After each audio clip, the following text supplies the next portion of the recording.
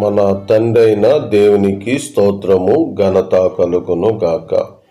అనుదినము 1 కొరింథీయులకు రాసిన పత్రిక ధ్యానం కొరకై మిమ్మలను ప్రేమతో ఆహ్వానిస్తూ ఉన్నానండి. ప్రభు పేరిట మీకందరికీ నా హృదయపూర్వకమైన శుభాలు వందనాలు తెలియచేస్తూ ఉన్నాను. బేతేలు సువార్త కార్యక్రమాలు ఆశీర్వాదకరముగా దీవెనకరముగా జరుగులాగున ప్రార్థనలో జ్ఞాపకం చేసుకోండి. ఈరోజు కొందరి ప్రార్థన అవసరతలు తెలియజేసినారు. వారి కొరకు వాక్యం విన్న తర్వాత ప్రార్థన చేద్దాం. చివరి వరకు వినండి. మీ ప్రార్థన అవసరతలు ఏదైనా ఉంటే అవి కామెంట్ బాక్స్లో రాయండి. 1 కొరింథీ 2వ అధ్యాయము 3వ వచనాన్ని చదువుకుందాం. మరియు బలహీనతతోనూ భయముతోనూ ఎంతో వణుకుతోనూ మీ మధ్య నుంటిని. చదవబడిన లేఖనాలు మన కొరకు దేవుడు దీవించును గాక. అపోస్తలుడైన పౌలు కొరింథీ వారి మధ్యన ఉన్నప్పుడు మాట్లాడుతున్న మాటలు ఇవి. వారి మధ్యకు సువార్తను అందించటానికి వెళ్ళాడు. ఇంచుమించుగా సంవత్సరం మీద 6 నెలలు 18 నెలల పాటు అక్కడ ఉన్నాడు. అక్కడ సువార్తను అందించినాడు. అక్కడ చేతి పని చేసినాడు, బ్రతికినాడు. అక్కడ అతను బ్రతికిన తీరును ఇప్పుడు వీరికి జ్ఞాపకం చేస్తున్నాడు. మనము అపోస్తలులు 18వ అధ్యాయంలోనికి వెళ్దాం రండి.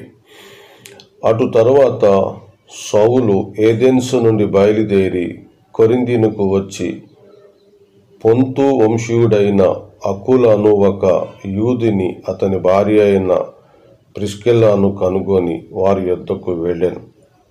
యూదులందరూ రోమా విడిచి వెళ్ళిపోవాలనని క్లౌదియా చక్రవర్తి ఆజ్ఞాపించినందున వారు ఇటలీ నుండి క్రొత్తగా వచ్చినటువంటి వారు వృత్తికి డేరాలు కుట్టువారు.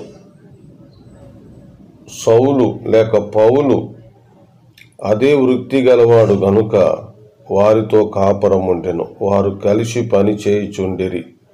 ఎంతకాలము పని చేయుచుండిరి? 11వ వచనం. అతడు వారి మధ్య దేవుని వాక్యము బోధించుచు 1 సంవత్సరం మీద 6 నెలలు అక్కడ నివసించినని చదువుతున్నాం. ఇక్కడ ఇటలీ నుండి వచ్చినటువంటి అకుల తన భార్య అయిన ప్రిస్కిల్లాను కనుగొన్నాడు. కొరింథీ పట్టణంలో వారు ఉన్నారు. కొరింథీ పట్టణంలో సువార్తను వారు అందించినారు. ప్రారంభ దశలో శీలా, తిమోతు, మాసిదోనియ వచ్చారు. పౌలు వాక్యం బోధించడం ఆతురత గలవాడై బోధిస్తూ వచ్చినాడు. అయితే అక్కడ చాలామంది తిరుగుబాటు చేస్తున్నప్పుడు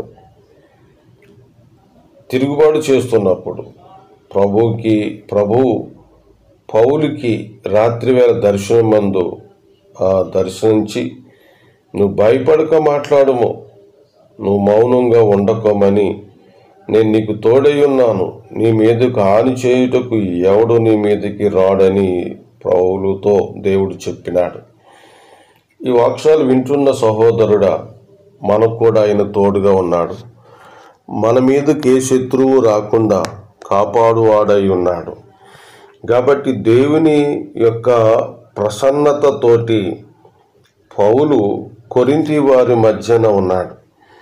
ఇప్పుడు ఈ లేఖ ప్రాముఖ్యత ఏంటి? లేఖ గొడవలతో నింపబడిన కొరింథీ వారిని సత్యం వైపుకు మళ్లించుట.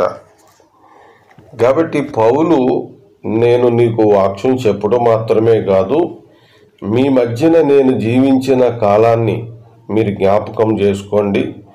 నేను మీ మధ్యన ఎలా ఉంటునో మీరు తెలుసుకోండి. మీ మధ్యకు వచ్చినప్పుడు నేను సిలువ వేయబడిన యేసుక్రీస్తుని తప్ప మరి దేన్ని మీ మధ్య ఎరగలేదు. పైగా నేను మీ దగ్గర ఉన్నప్పుడు ఎలా ఉన్నానో ఆలోచన చేయండి అని వారికి ఈ మాటలు జ్ఞాపకం చేస్తున్నాడు. మరలా కొరింథీ 2:3 చదువుదాం. మరియు బలహీనతతోనూ భయముతోను ఎంతో వణుకుతోను మీ మధ్య నుంటిని. ఎలా ఉన్నాడు పౌలు? బలహీనతతోను భయముతోను వణుకుతోను ఉన్నాడు. ఎందుకు బలహీనతతో ఉన్నాడు? ఏ కారణాన్ని బట్టి ఆయన బలహీనతతో ఉన్నాడు అని మనం ప్రశ్న వేసుకుంటే, ఆ ఫస్ట్ దినాల్లో వీరు ఎలాంటి వారో 3:2 చూస్తున్నాము. 3వ అధ్యాయము 2 అప్పటిలో అనగా ప్రారంభ దినాలు, అకుల ప్రిస్కిల్ల కలిసి ఇక్కడ సువార్త అందించిన దినాల్లో వారు ఎలా ఉన్నారంటే, అప్పటిలో మీకు బలము చాలనందున. మొదటి వచనంలో చివరి మాట చూడండి, క్రీస్తునందు పసిబిడ్డలనియు అన్నాడు. అంటే వీళ్ళు ఎలా ఉన్నారు? వాక్యం విషయంలో చాలా బలహీనులుగా ఉన్నారు. కాబట్టి పౌలు బలహీనతతో అక్కడ ఉన్నాడు. పౌలు యొక్క గొప్ప లక్షణం ఇది. 9వ అధ్యాయము 22 బలహీనులను సంపాదించుకొనుటకు బలహీనులకు బలహీనుడనైతిని అన్నాడు. అది కారణం. వీళ్ళు ఎలా అయితే పసిపిల్లలుగా ఉన్నారో, బలము సాలని వారుగా ఉన్నారో, బలహీనంగా ఉన్నారో, వీళ్ళని సంపాదించుకొనుటకు అతడు కూడా బలహీనుడుగానే ఉన్నాడు. ఈరోజు మన దైవజనులు అందరు ఇలా ఉంటే ఎంత గొప్ప సంగతి. ఎంతోమంది మారిపోతురు కదా. ఈ రోజున మన సహోదరులు అలా ఉండని వారు ఎక్కువ మంది ఉన్నారు.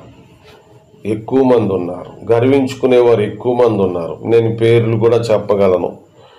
వారు చేసిన ప్రసంగాలు, వారి తీరు, వారు కూర్చున్న తీరు, వారు నడిచిన తీరు నేను చెప్పగలను. ఎందరినో చూశాను. మరి దేవుని కృపలో నాకు కూడా భయమేసి ఆ బలహీనుల దగ్గర బలహీనులుగా ఉండటం అనే దానిని నేర్చుకోవటం ప్రారంభించాం. తిరుగుబాటుదారులు ఉన్నారు. తిరుగుబాటు చేసిన మనం తిరుగుబాటు చేయకుండానే సాత్వికంతోనే నడిచిపోతూ ఉన్నాము. అపోస్తలుడైన పౌలు వారి మధ్యన ఉన్నప్పుడు బలహీనతతోనే ఉన్నాడు. ఎందుకంటే కొరింథీ వారిని సంపాదించుకొనుటకు అని. మరొక మాట చూడండి, భయముతో ఉన్నాడు. ఇక్కడ ఎవరి భయం ఇది? ఎవరి భయము? ఆల్రెడీ ఇప్పుడు కొరింథీ వారు, అంటే ఈ లేఖ రాసే సారాంశాన్ని బట్టి కొరింథీ వారిలో దేవుని భయం లేదు, దేవుని ప్రసన్నత లేదు. అలాగే సేవకుడు ఇతడు దైవజనుడు అన్నటువంటి భావము లేని వారు కూడా ఇక్కడ మాట్లాడేవారు ఉన్నారు. ఈ రోజున సంఘాల్లో పాట రానప్పుడు పాట నేర్పుతున్నాము, అలాగే ప్రసంగం రానప్పుడు ప్రసంగం నేర్పుతున్నాము. నేర్చుకున్న తర్వాత భయం లేని వారుగా చాలామంది తిరుగుబాటు చేసేవారుగా ఉన్నారు. కాబట్టి విశ్వాసుల పట్ల పౌలుకి భయం ఉంది. ఎందుకనగా వారు జారిపోతారేమో, వారు పడిపోతారేమో, వారిని తిరిగి లేపాలి అనే పౌలులో భారం ఉంది. అంతేకాకుండా దేవుని భయం కూడా ఉంది. ఇది చాలా ప్రాముఖ్యమైన విషయం. ఈ రోజున అందరిలో అలా ఉండాలని మీ ప్రార్థనలో జ్ఞాపకం చేసుకోండి. 2వ కొరింథీయులకు రాస్తూ ఇలా చెప్పినాడు. చాలా సందర్భాలు ఉన్నాయి, అన్నిటిని నేను విడిచిపెట్టి మీతో మాట్లాడుతున్నాను.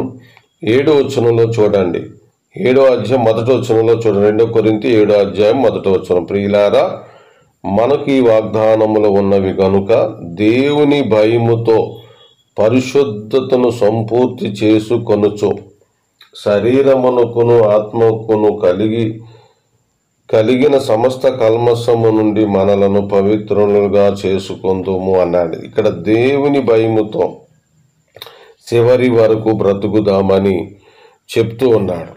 అదే భయముతో అక్కడ ఉన్నాడు. ఎందుకంటే వీళ్ళని సంపాదించుకొనటానికే. ఇప్పుడు చేయి దాటిపోయిన వారితో మాట్లాడుతున్నాడు. ఇంకా మనం ఆలోచన చేద్దాం. ఆలోచన చేస్తే వణుకుతోను అన్నారు. ఇది సాత్వికమైన తన గుణ లక్షణం. వణుకు. ఈ వణుకు ఉంది కాబట్టి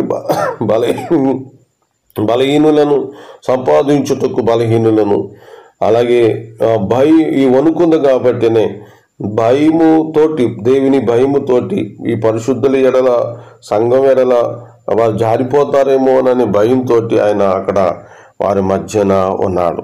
కాబట్టి సాత్వికమైన మనసుతోటి వారి మధ్యన ఉన్నాడు. ఈ సంగతులు కూడా మరలా తిరిగి పౌలు గారు 2 పత్రికలలో వారికి తెలియపరుస్తూ వచ్చినాడు. కాబట్టి మనము ప్రార్థిద్దాం, మన దైవజన అనేకులు ఇలా మారుటకు సహాయం చేయండి. ఈరోజు వాగ్దానం ఏంటంటే, నీ మీదకి ఎవడు రాడు, భయపడకము, నీ తోడున్న దేవుడు, నిన్ను నడిపిస్తున్న దేవుడు గనుక ఆయన యందు విశ్వాసం ఉంచుము. దేవుని సేవకుల యొక్క ప్రవక్తను బట్టి, వారి యొక్క విధానాన్ని బట్టి, పౌలు చెప్పిన విధానాన్ని బట్టి మనం బ్రతుకుదాము. ఈ మాటలు మనందరి హృదయములో ఆయన నింపి దీవించును గాక. ఆమెన్. ప్రార్థన చేసుకుందాం. ప్రేమ నమ్మకమైన తండ్రి, ఈ ప్రశస్తమైన ఉదయకాలమున మీరు ఈ సంగతులను మాకు తెలియజేసినందులకు స్తోత్రాలు చెల్లిస్తున్నాం. నాయన, మాలో అనేక మంది దైవజనులు పౌలులాగా సాత్వికంతో సంఘాలలో ఉండే కృప దయచేయమని ప్రార్థించి నిన్ను స్తుతిస్తూ నిన్ను ఘనపరుస్తూ ఉన్నాను తండ్రి. నా ప్రభువా, ఈరోజు మీ వాగ్దానం మాకు ఇచ్చినారు.